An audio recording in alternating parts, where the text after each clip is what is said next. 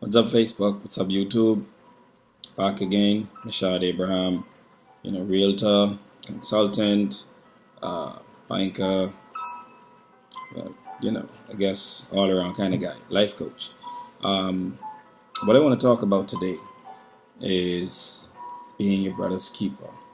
This was something that we always, we used to pride ourselves on how well we used to look out for each other back in the day, growing up.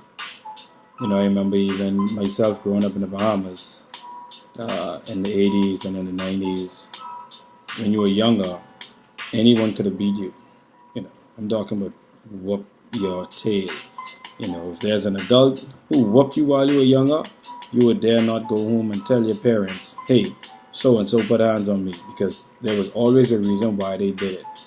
And you didn't tell because you knew that if you told, there would be another cut hip looking for you. And I mean, as a child, you may not appreciate it, but when you get older, you find out, that, hey, maybe this was actually good for the community. It was good for us when we used to look out for each other. We're at a point now where I hear a lot of people, even from some pulpits, you hear things like, well, you don't pay my bills, so you have no say in my life. When did giving money become access to rulership or ownership? Now, I understand the Bible terms, the slave is the borrower is slave to the lender and all of that. But I'm talking about on a personal level. We used to be a people who could not be bought. And, I've seen a change. If someone is meaning you well and they're giving you advice that's going to benefit you, it's for your own good, why would you say, well, you don't pay my bills, so therefore what you say is irrelevant? That's really the wrong way to look at it. In the world that we live in, we actually pay for people to give us information, good information that helps us. You pay to go to the doctor. The doctor doesn't pay you to come to see him. You pay to see a psychologist or psychiatrist. They don't pay you to come and see them. You see, so I think we're going down a road that is not going to be good for us as a society. We've gotten away from what it means to look out for each other, and I feel as though it's a very dangerous place to be, and obviously it's not good for where we're going. Kids are now at a point where they're raising themselves. You got marital homes, husbands are doing their own things, the wives are doing their own things. There's no cohesion, there's no, it's like there's no sense of family. We don't sit together and eat together for dinner anymore. There's been separation in everything that we have and everything that we do, and we find that it's okay. Whereas individuality is one thing, we cannot take away from the fact that we are here to look out for each other. We live in this world with about 7 billion people, and there's no way that one person should be living onto themselves. If someone is giving you advice that's going to benefit you, it would be wise for the person who's listening to, even if they're not going to take that advice, at least to consider it, but not to rule it out altogether because somebody doesn't pay their bills. And I think we need to get back to those important pillars that made us what we were when we were a unit, when we were truly a community. We have to be our brothers' keepers. When we look at different cultures, we look at the Chinese who've been in the Bahamas for years. And we may not, it seems as though like, oh, the Chinese are taking over now. You hear it a lot. But the Chinese are doing nothing different than they always have done. For anyone who's familiar with a Chinese store in the ghettos or anywhere in Nassau, you would notice that they would have a storefront at the bottom and they would live on top.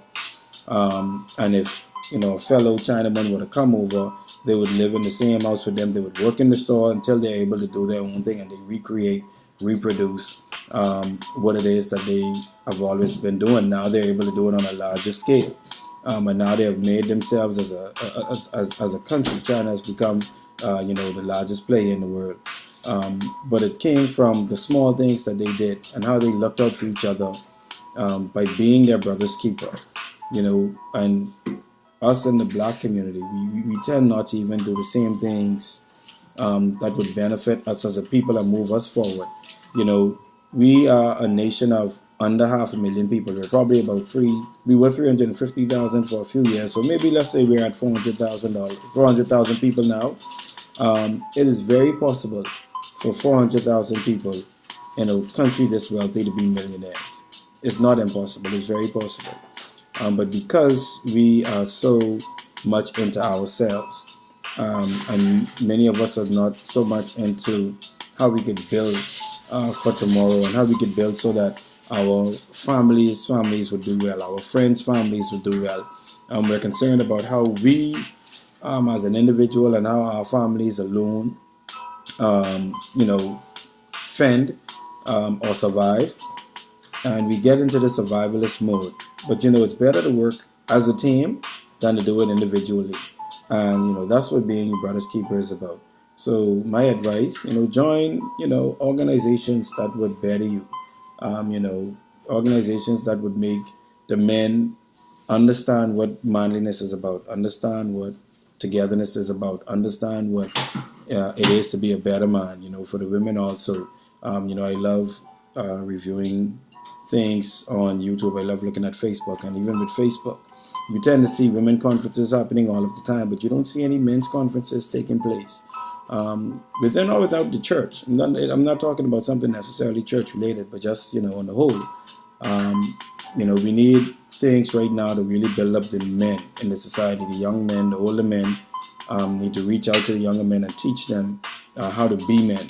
We're seeing a lot of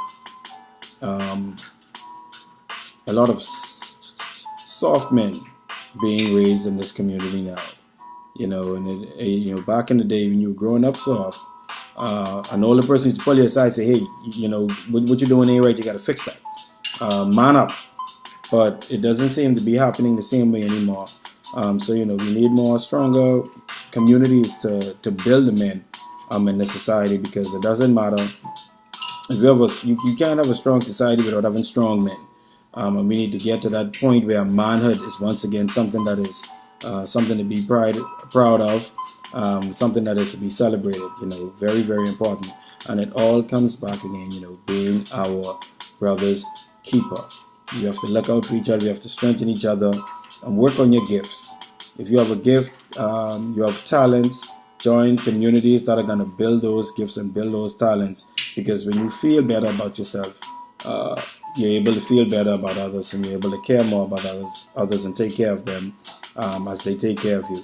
So that's my lesson for today. Let's get to that iron sharpen iron point where we look out for each other and we are our brother's keeper, and we genuinely care about each other.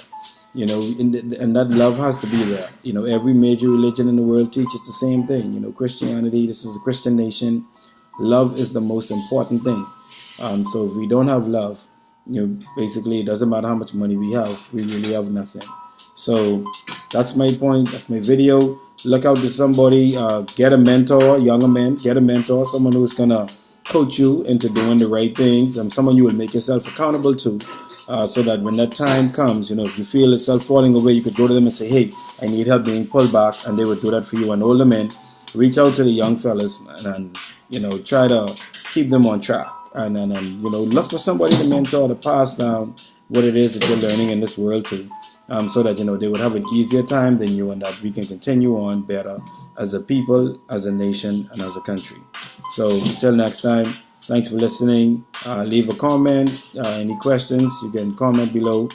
You can ask me. You can email me, michaud.abraham@gmail.com, and we can get something good going here. Thanks, guys.